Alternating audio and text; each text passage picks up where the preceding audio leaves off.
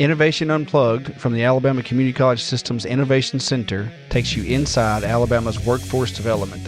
Join us for enlightening conversations with community leaders and industry experts showcasing experiences, addressing key issues, and celebrating successes in the workforce initiatives across the state. All right, well, welcome back to Innovation Unplugged. This is the next in our series on our newly formed podcast, almost newly formed. We're in season 2 now, maybe? Are we professionals now? I don't know. Are we podcasters? I don't know. I think we're much more comfortable. I think it we were just, kind of talking the other day about how natural talkers we are. But anyway, I'm Brandy Merrill. I'm the Director of Curriculum Design for the Innovation Center. And today we have Julie Frizzell, Executive Director for ACCS Innovation Center. And our special guest is... I'm Eric Fulmer. I'm the Director of Workforce Development for Wiregrass Construction Company. We are so glad to have you here today. So part of, part of what we have really kind of started with a lot of guests has been, tell us like the first time you heard about Skills for Success or Innovation Center. And so just to kind of talk through that just a little bit, because sometimes people don't understand what the difference is between the two. So Innovation Center is a department, is a division of the Alabama Community College System. And so it's the brainchild of the chancellor and several other community leaders.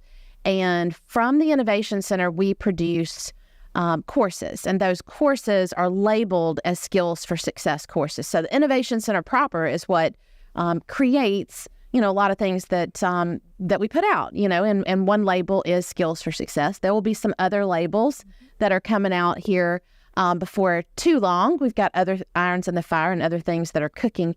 But kind of tell us, Eric, one, what you do on a daily, and what does a workforce director do for Wiregrass? And then also, where were you and how did you kind of come to know who we were and what we were doing?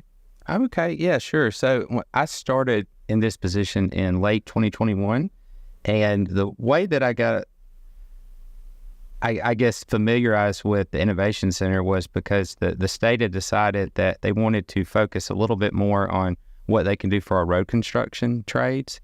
And they started down a path where they were just looking at like what we provided from the community college system and other avenues. And I think that's what eventually led to all of the interactions about trying to find what we can do about specific trades in our industry.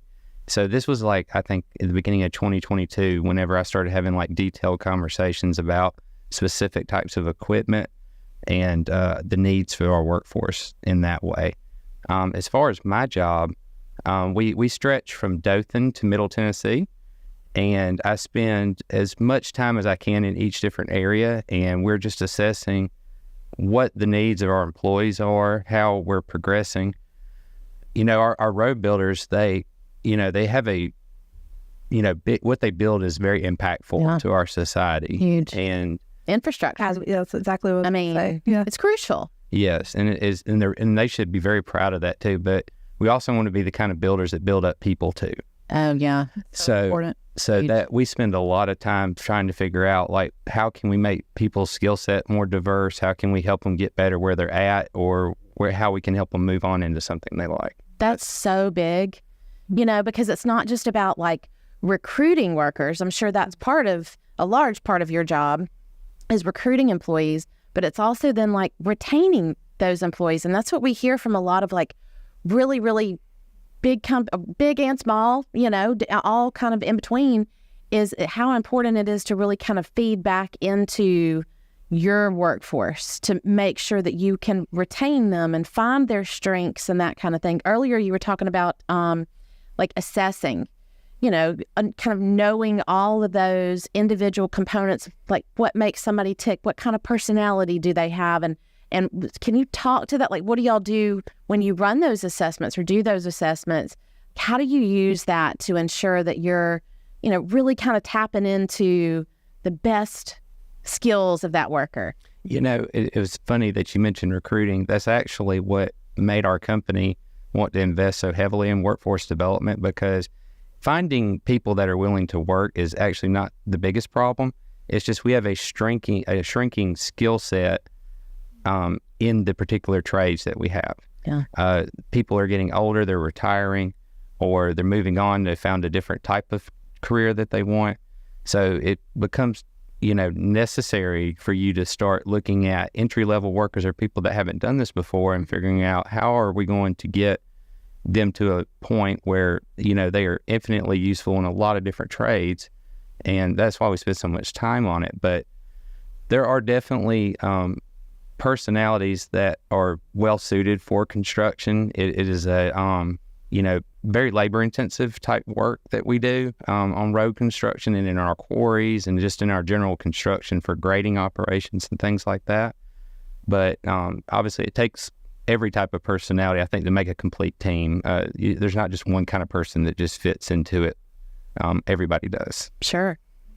Y'all have been, I'm going to sing y'all's praises for a minute because the last 2 pieces of equipment that we have built courses for have been excavator and motor grader.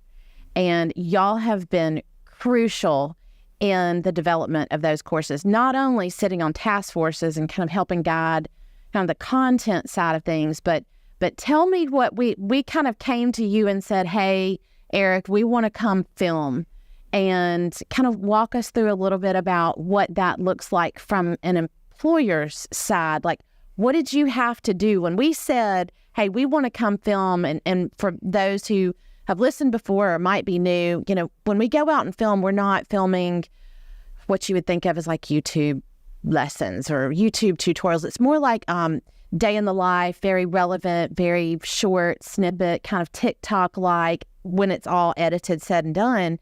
So when we put the call out that, hey, we're ready to film, you guys just absolutely laid it down and said, come on, we got you. And so the first one that we did with you guys was excavator. So tell me about what that's like from an employer perspective and all those things like that go into it. Like, there's a lot of prep that y'all did that we didn't see before our crew got there and I got there that morning or whatever. So kind of tell us what that looks like from your perspective and all the things you have to consider before that happens. Well, we're really thankful that the Innovation Center wants to do these courses with us, because you can go to any city in Alabama and you're going to find heavy equipment scattered throughout any city, it could be off the side of a road, people operating it. But if you go up and talk to, nearly 100% of them, none of them will tell you that I had to go to a school or I got some sort of formal training to learn how to do this. Almost all of it's on the job.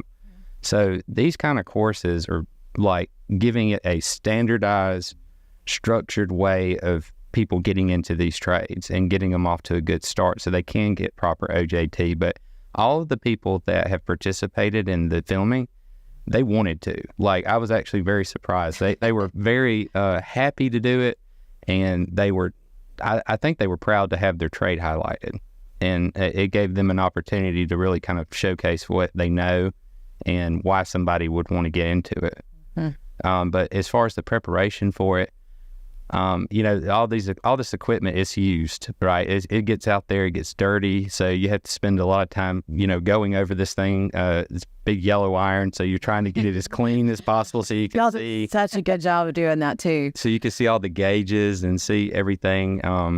And then obviously our safety professionals, they get out there and they make sure that everything in that area has, it's a good hazard analysis has been done so it's safe for the crew and everyone else, and paying attention to, because the guys that are doing the videos, they're focused on talking, so they could forget, oh, I need to put on my gloves, I need to do something. So we have to make sure that there's people there to kind of like an accountability buddy to guide them while they're doing it. That's a great point, because it is, you think about and I don't know, we kind of forget sometimes, I think, and it's like any other, I don't know, it's like anything else. You kind of forget that you go on site and these folks aren't used to being in the camera, in front of the camera all day. Yeah. I mean, they're not used to doing any of that. And, you kind of come in and ask them to, hey, tell me what you do every day, or tell me how you do this. And there's a lot of people that would find that really, really hard. If you said, hey, tell me how you make that peanut butter and jelly sandwich. Well, gosh, I'm going to have to say, well, I take 2 pieces of bread. Wait, Where did you get the bread from? I got it out of the cabinet. Okay, well, stop and tell me you walked over to the cabinet and you got me. So we really do ask a lot of folks, I think, but you're right. They really do. A lot of times people will think that they're not very good at this. They go into it and they're like, they start off apologizing like, I really don't know what I'm doing. I'm not going to be any good at this. And by the time it's said and done, like, we have something that is spectacular because it's so authentic. And your two last employees have just been like rock stars. I don't think they ever thought when they woke up that morning that they were about to be like the star of a course. But I mean, literally, like, they just embody. They nailed it. Everything, about that piece of equipment. And they end up being so good on camera, and they just don't ever think that they would start off doing that. So did you hear anything kind of after the fact, or were they surprised by how well they did or how much we asked of them or whatever? They did not give me a lot of direct feedback. I think they wanted to wait and see what the final thing was. What it looks like. What do I look like on camera? Eric, who did the excavator course, when I was watching all of the videos, I could tell which ones were filmed, I guess, earlier. And then as the day got on, because of how relaxed his voice got as it went on. But they did very good. I was very happy for them. Yeah. So comfortable as time goes on. Well, and I think that's important for our viewers to know that, I mean, not only were you the host for us to be able to film on site, but also the role that your company played in being on the task force, and why that's so important that we build these courses around what exactly the industry needs. So tell us, kind of your role in Wiregrass's role in the task force, and like why that's so important to really build skills around those immediate needs right now in our state. I mean, if you go look at any construction company that does, I'm going to call it dirt work, where you're using this heavy equipment to shift the earth around to make it suitable for whatever kind of project you have. There are people, they will get into a particular piece of equipment. They'll learn it very well. They might learn another one, but then you don't find, I guess, all the versatility of skill set. So you're going to have like just a couple of people be able to run a motor grader or an excavator that's like a large one or something like that. And, it's these kind of courses help give the people out in the field that have that expertise like a good jump off starting point. Like, they don't have to start from square one whenever they get a new employee that's been through this course. Right. And that just helps get everybody more comfortable with it, and you can just jump straight into, really meaningful training. So that's really good. And that's important also, you mentioned earlier, because it's very structured and standardized not only in one part of the state, but throughout the state, because you all cover such a wide, area of this state. So why is that important? Because you might have individuals that work for you in one job site one day and another part of the state the next, working with different crews possibly as well, right? Mm-hmm. So, with these kind of construction crews, they'll either shift, like there'll be like a person that's assigned to a piece of equipment, and it might go to several different projects within a given week. So he might not be with the same crew all the time. But one of the things when I was listening to our last subject matter expert that helped with the motor grader, he was talking about how doing those videos with you guys said there will impact how he explains things going forward. That's great. Oh, I love that. Yeah, because it gave like all these very clear segments of places that he could start, stop, pick up, and adjust. Yeah. So just having more people that go through something standardized like that and be able to talk about it in that way, I think is very helpful. So important. Absolutely.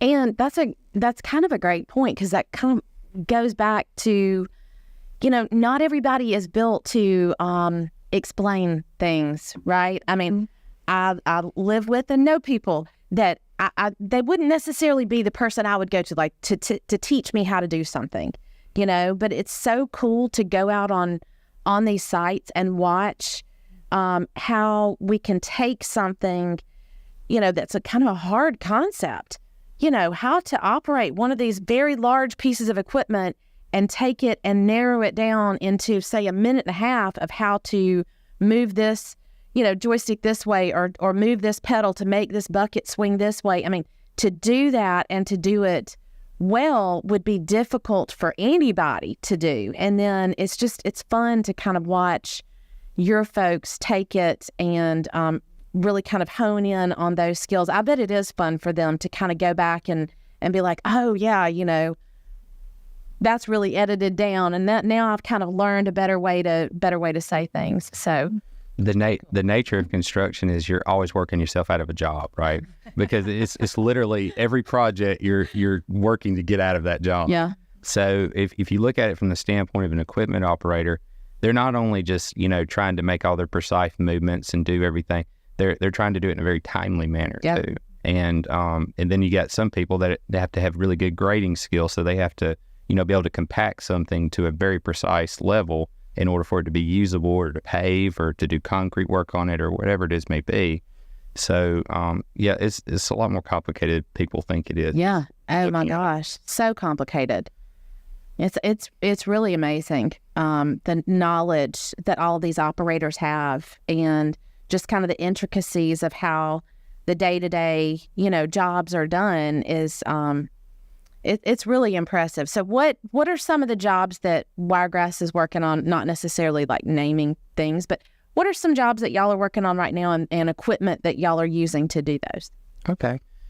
In North Alabama, actually, I think we filmed the excavator course there. They're developing a subdivision. It had a lot of really heavy rocks and stuff. They had to sit there and go in there and pound it down and get it ready for housing to be put up in there. Where obviously we're paving roads all throughout the state, so there could be city, municipalities, counties, interstates. This time of the year, everything kind of slows down a little bit because of the temperatures and things like that. Hot mix asphalt, has to travel from the plants and get there, and so we'll see it pick back up into the spring. But most of the work that's being done is like construction work, where you're just preparing ground for various types of developments. So what are different types of equipment operators that you guys employ? Okay, so motor graders, excavators, skid steers, paving machine operators, rollers, the list goes on. Loaders, backhoes, shuttle buggies. I'm not sure if you've ever seen one of those before. It's normally on road construction. That it's pretty much the whole suite of what you would normally see on a heavy equipment side. One of the things I thought was so cool, when I first got into here, I'd never thought about the distinction between vertical construction and horizontal construction. Vertical construction, they're always building something up. It could be a building or something else. Whereas, miners and road builders, they're building out in miles. So it's a totally different trade skill set, and one is heavily emphasized in the college system. You have no problem figuring out how to be a plumber, an electrician, a carpenter, or a bricklayer, something like that. So this is why we care so much about making the Innovation Center successful, is so that people that want to get into these kind of trades for horizontal construction actually have something they can go and learn first, and not just rely on an employer to teach them entirely on the job. Yeah. I love you said that. So that means that we're really hitting that niche that hasn't been really touched on before through training that's been available, and how that's been able to grow with the amount of courses, where we started with skid steer, and now, like she said, all the way to motor grader with, and where we can go from there. So that's really exciting. We appreciate really y'all's just time that you put into this, because we know that you're busy and you have work to do, and being able to go on site and film for a day and be able to work hand in hand with you as a partner has been amazing. This is exactly what we were set out to do. Exactly. Yeah, I love hearing this. Yeah, and watching we're a community college, right? A network of community colleges, and so each one, is crucial in their community, serving their community, and that's what we get so much joy. Truly, joy is that not only do we get to serve the individual colleges themselves, but then the colleges are serving their communities. And so our reach, like y'all's, is kind of statewide, and just how impactful. And it's a cool experience to watch something like these courses go from like an idea or a need. If I said today, like, how, what's your number one need for an employee right now? What is the number one need you have? I'm sure you could name it, and take you and multiply it across the state, and then we go and develop a course and we push it out to the 24 community colleges, and then they're serving their community, but we're doing it with you at the table.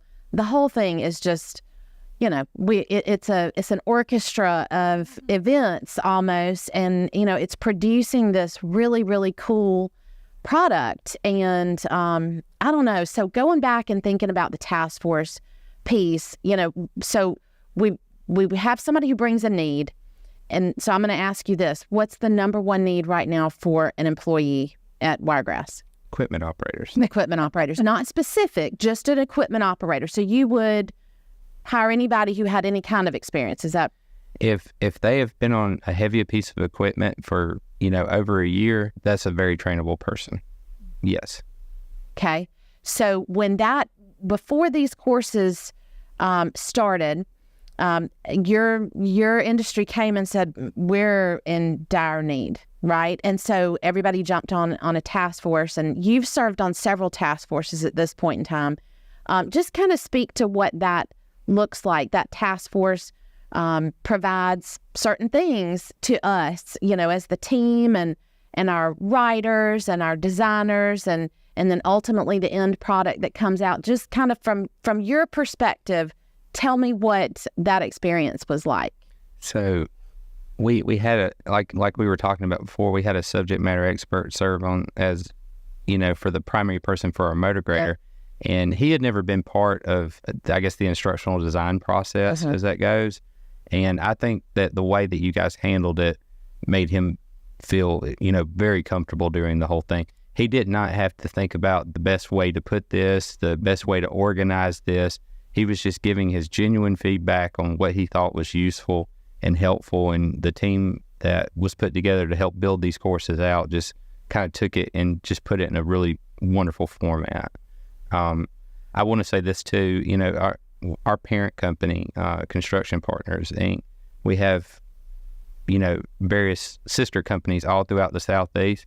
This is the only state I know that is doing anything like this. Of all these southeastern states that they operate in, I don't hear them talking about how horizontal construction is getting this sort of attention from the community college system in their state. Yeah. So that's kudos to this group. Yeah, it's music to our ears. It is. It is. I think, we've heard before, we're really leading the nation in that. And that's exciting for us in this team, because that's where we're set to serve. That's what we're set to do, is really to serve our state and serve the workforce needs.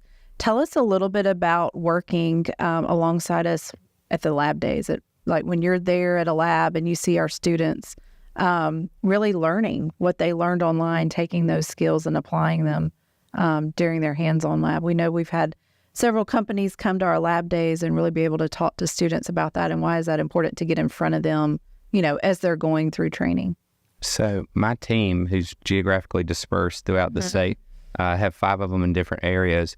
The very first time that any of them actually attended one, they're normally very straightforward with me, like, hey, this is worth doing, this is worth attending, and they just keep going back to each one of these things. I think that they learn just as much by watching what's going on about those pieces of equipment too as they could have if they'd gone out in the field and done it. So it's like they get a double value where they get to go talk to people that may be interested in doing this, but they also are learning a little bit too. That's great. Yeah, that's awesome.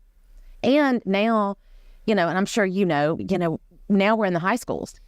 And so not only are we capturing, the folks in the community of adultish age, now, being able to kind of show and explore different career options for horizontal, explore different pieces of equipment, and what folks may be interested in, as summer jobs. Obviously they're students in high school, but, what they could go do in a summer job, or what they may end up doing as a career, and what that may look like for their career goals that maybe they hadn't even thought about it before. But what kind of recruiting emphasis, I guess, do y'all put on, sort of putting high school students as explaining to them what this career field looks like.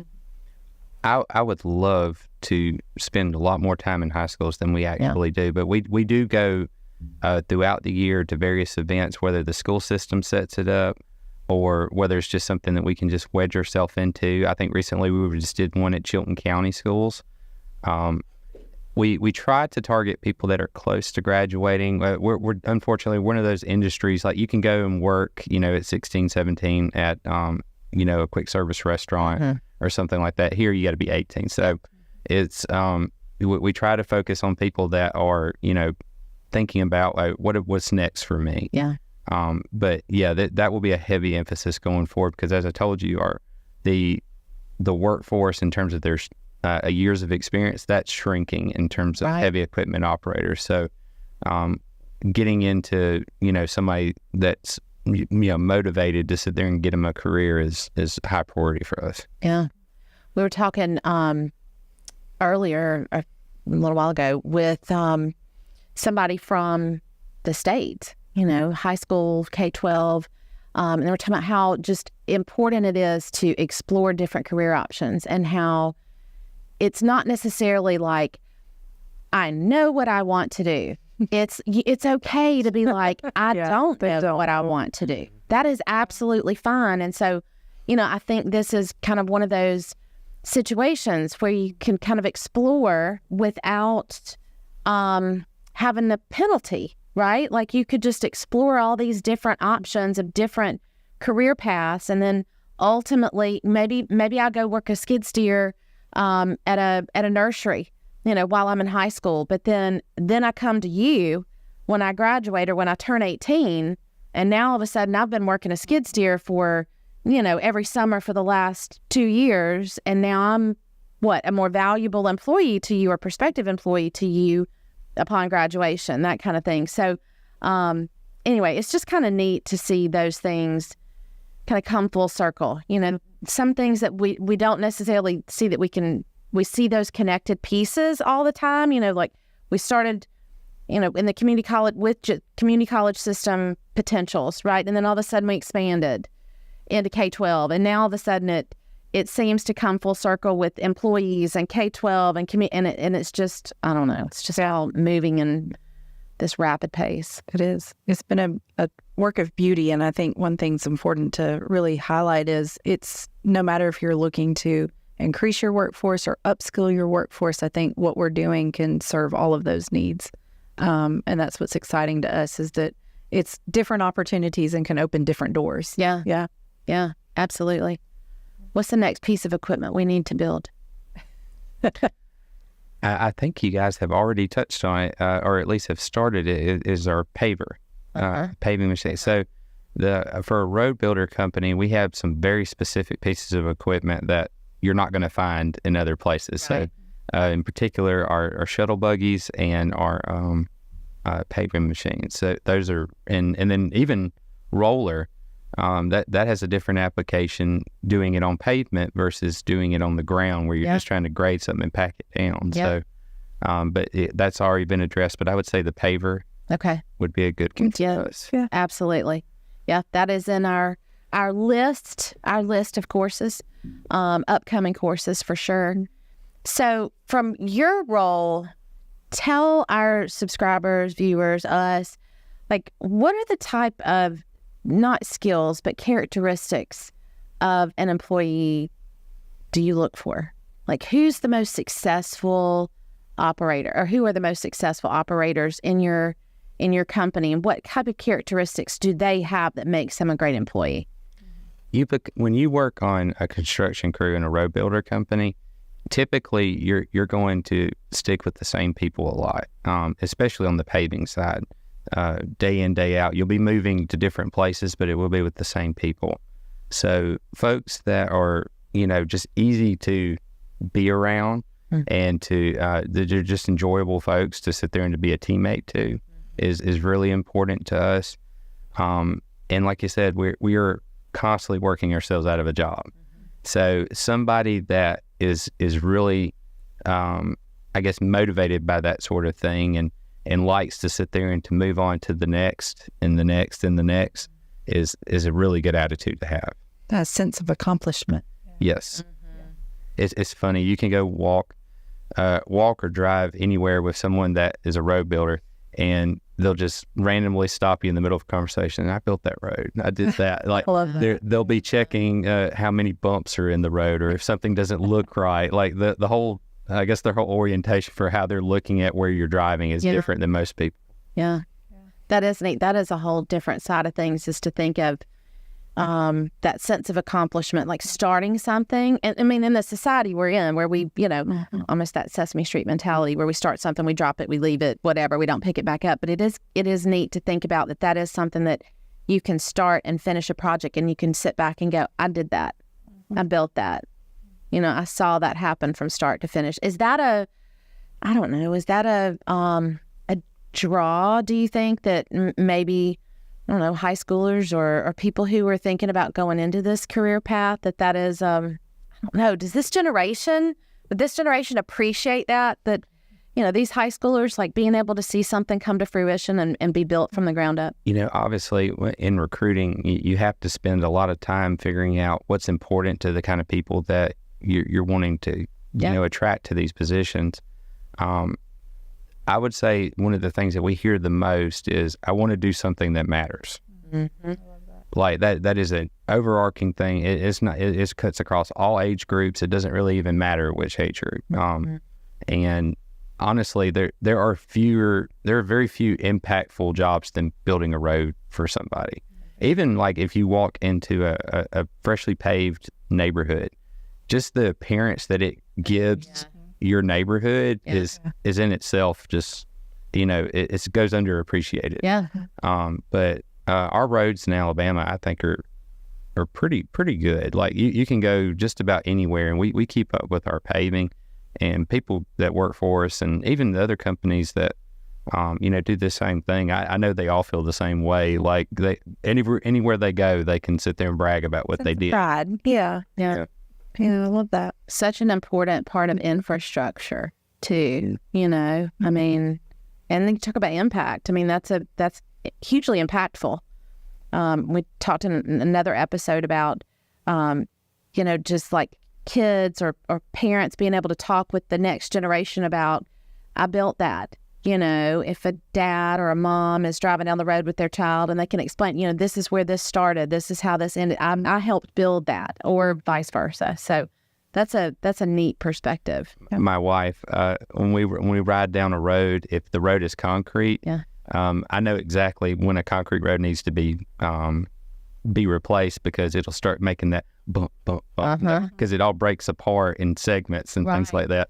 I think she's probably learned more about asphalt than she ever thought she would know, based off just riding with me down the road. I bet. I know when we first started, I used to find it fun, and now I don't do this so much anymore, but I used to find it fun. I mean, I didn't know anything about horizontal construction and different pieces of equipment when we first started, but when we did first start, I would find it fun, ride down the road, and I'd be like, okay, that's a this, and that's a that, and that does this, and that does that. And so it is kind of neat how you pick up things along the way, whether it's your wife picking up when a road might need to be, repaved or whatever, testing yourself on the side of the road to see if you know what pieces of equipment are. I think for me, I'm more apt to look and see, is that wiregrass? Is that wiregrass building? I do that too. Just because we know y'all now, and the work that y'all have done and partnership has been so important. I pay attention more. Yeah.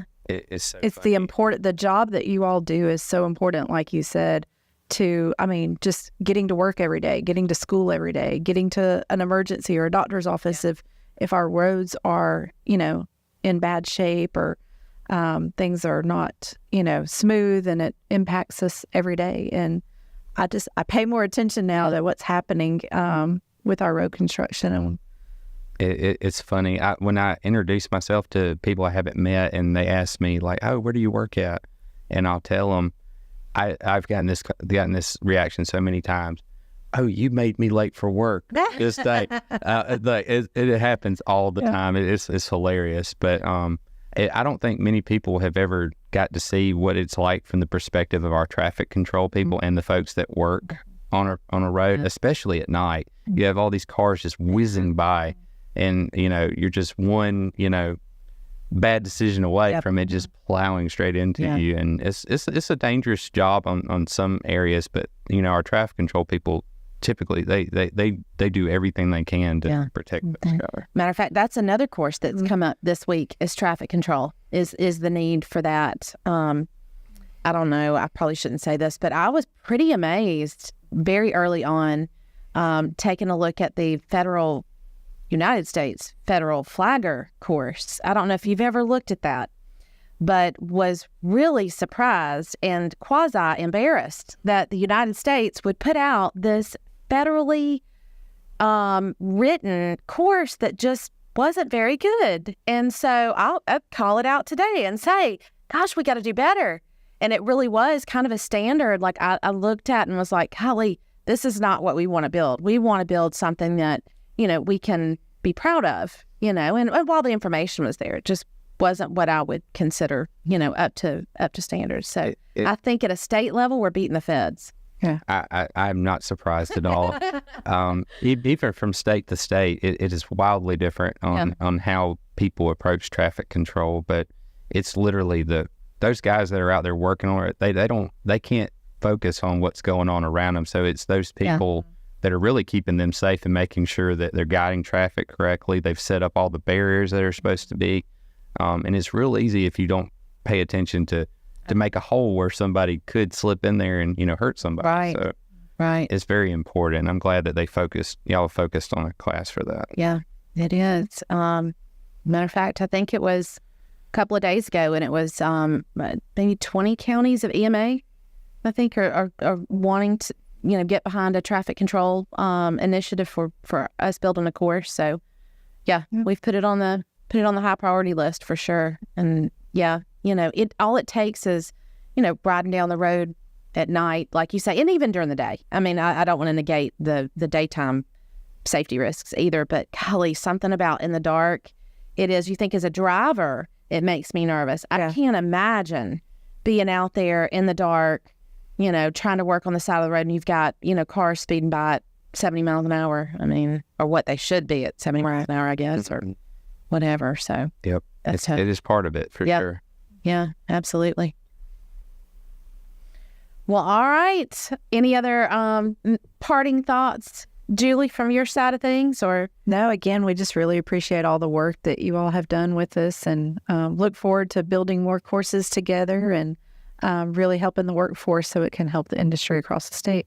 I had fun. Thank you for having me today. gosh, y'all been so crucial for all the, last two courses that we've built equipment wise. I mean, just the willingness of your company and others like you. I mean, we don't want to say that Wiregrass is the only, it is truly a partnership amongst many entities, many companies, many folks. I mean, we don't even have to really ask really more than once for people to come to the table like you guys and others, and y'all are always more than willing, and we couldn't do it, without y'all's support and your guidance and, outlining everything as far as skills go and competencies and allowing us on your sites. And we know that slows down productivity. And so from a filming perspective, it is, we couldn't do it, if it wasn't for you guys. And so we were excited to have you on here today to talk through what that looks like from your perspective and hear from you guys. Well, it's well worth the time that we spend working with you guys to get it right and to make it exist. So, we're happy to do it.